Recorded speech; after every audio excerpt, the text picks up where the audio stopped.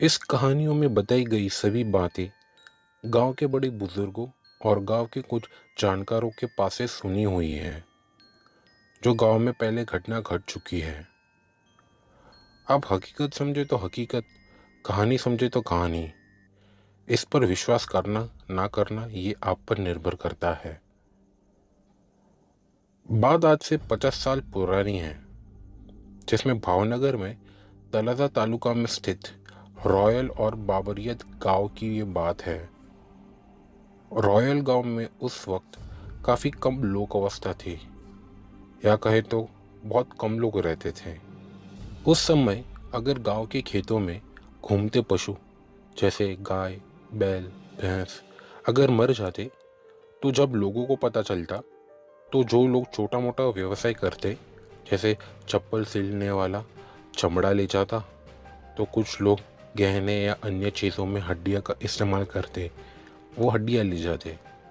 और जो लोग तंत्र मंत्र की साधना करते, जैसे साधु, अघोरी या कोई और वैसे लोग काली विद्या सीखने के लिए या भोग हेतु या भूत प्रेतों या अन्य सिद्धि प्राप्त शक्तियों को भोग चढ़ाने के हेतु मांस ले जाते।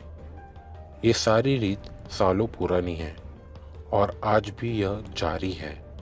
ये लोग खुद उन जानवरों को नहीं मारते, पर अगर किसी जानवर की मृत्यु हो जाए तब वे उसके अवशेष और अन्य चीजें ले जाते। ऐसे ही एक घटना बनी, जिसमें नारंग नाम का 10 साल का लड़का, जिसे रात को 10 बजे किसी से पता चला था कि बाबरियत गांव के पास कोई पशु मर चुका है, तो नारंग और उसका भाई अपने घर से एक बड़ा बर्तन लेकर गए। और ये सब होते होते रात के 12 बजने आए थे। दोनों भाइयों ने अपने हाथों से जितना भाग उनके हिस्से का था उतना उठाया, और उसमें कलेजा भी आया। अब वे दोनों भाई पतीला उठाकर जाने लगे। बीच रास्ते हुआ यूं कि नारंग को पेशाब लगा।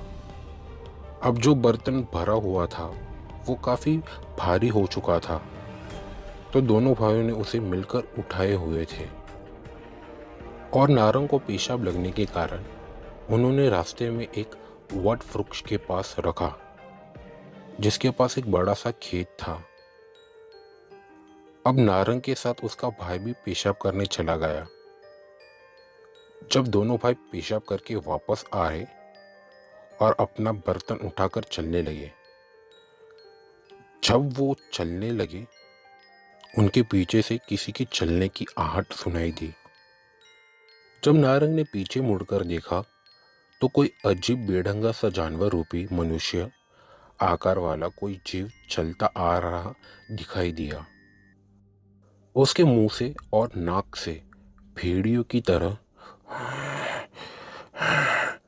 की सिसकियां आ रही थी, और इतना दूर होने के बावजूद उसके बदन की कितनी बदबू इन दोनों भाइयों को आ रही थी। उसने अब अजीब अजीब सी आवाजें करना शुरू किया और इन दोनों भाइयों की तरफ घूरने लगा और इनके पीछे दौड़ने लगा। नारंग और उसके भाई को पता चल गया था कि ये कौन था, क्योंकि भले आज के ज़माने में कोई माने या ना माने, पुराने लोगों को ऐसे कई राज पता थे जो आज के लोग नहीं जानते, और अगर जानते हैं तो ना मानने का ढोंग करते हैं।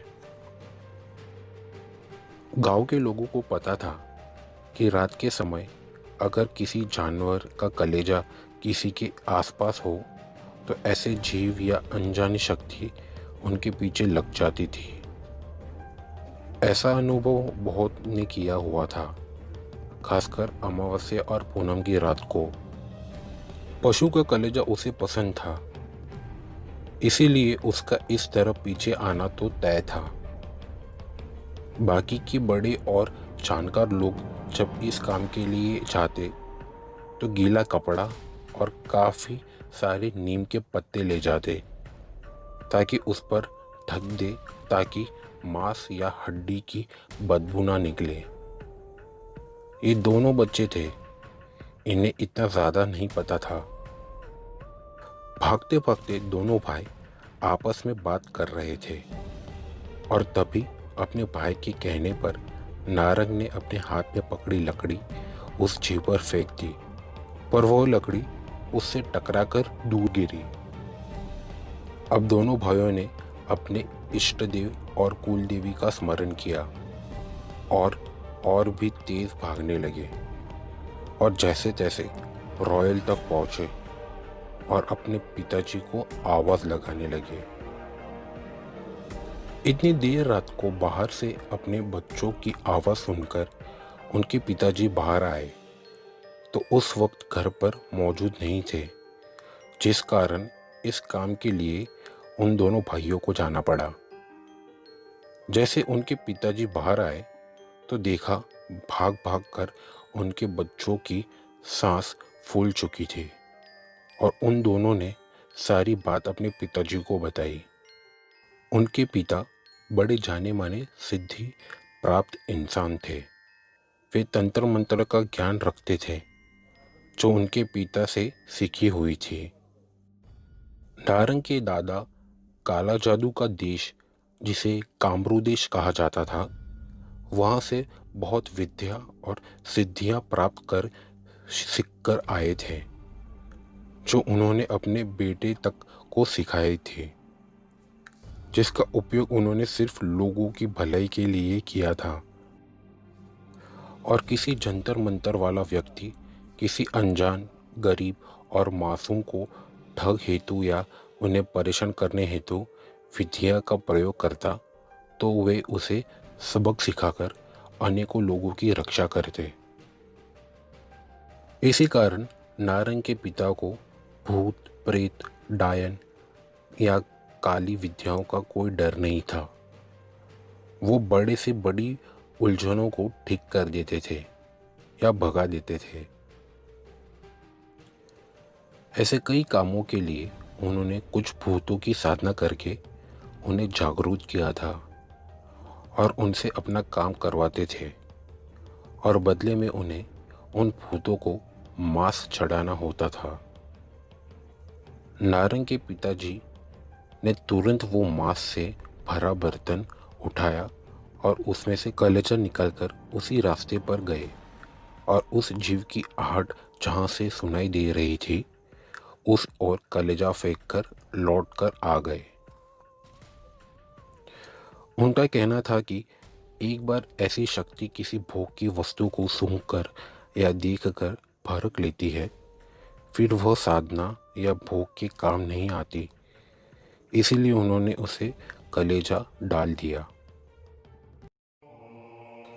नारंग और उसके दादा और पिता के जीवन से जुड़ी ऐसी कई रोचक बातें हैं जिन्हें जानने के लिए आप हमारे इस सीरीज से जुड़े रहिए। धन्यवाद।